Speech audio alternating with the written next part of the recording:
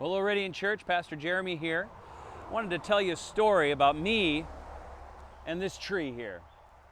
Now, when I was 17 years old, I had gotten home from school, got off the bus, and no one was home. And I had a house key, but I had neglected to bring it with me to school that day. So I couldn't get in the house, and I thought, what am I going to do with myself? And I thought, I know, I'll climb this tree.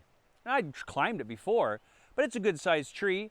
There's the first branch isn't up for a little way, so I had to kind of Spider-Man my way up there to the first one, and I climb all the way to the very tippy top. And it's the tallest tree in the general area here, so it afforded a really nice view of the river, and I was just going to chill there and have a good time.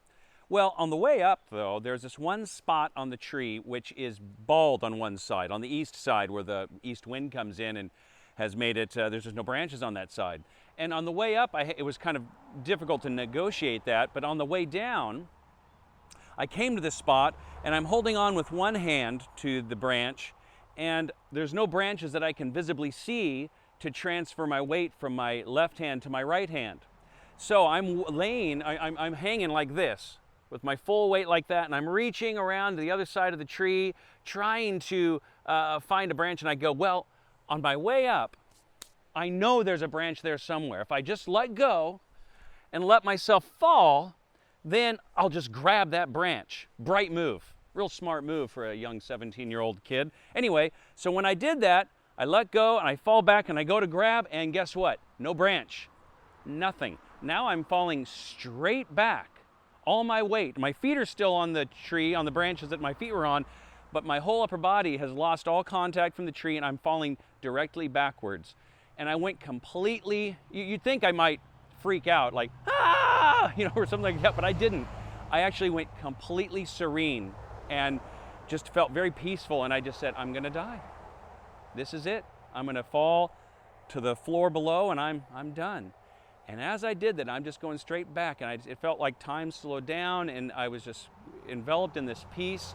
All of a sudden, I was like this, hugging the tree. And I thought to myself, what just happened? What just occurred? And at that point, I got shaky. Then I got scared, and I worked my way down the tree, and I've never climbed this tree again. So what's the point of that, me even telling you that story?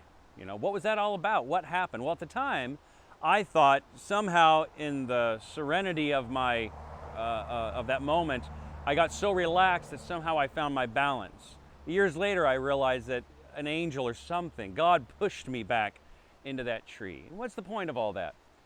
The point is this: why did that even happen? Why instead of falling to the ground, did I remain in the tree and was able to descend safely? It's because God was not done with me yet. That's why I didn't fall from the tree. He wasn't done with me yet. Because you see, 2 years later, God would call me to himself.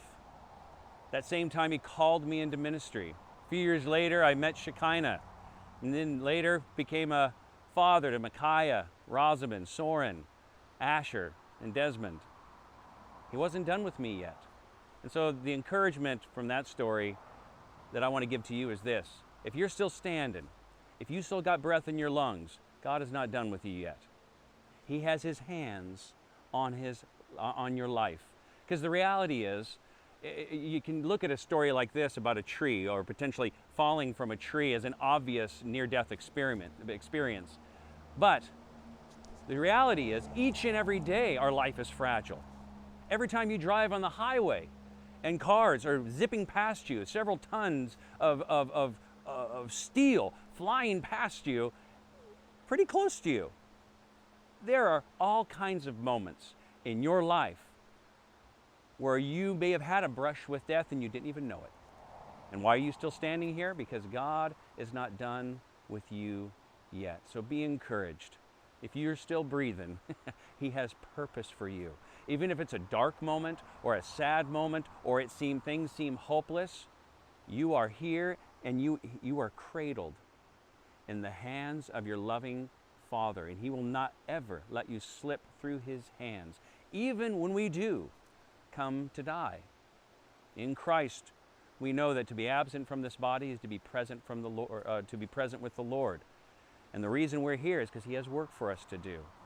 But when He calls us home, it's because that's our time. And that time is determined by our loving, perfect Father.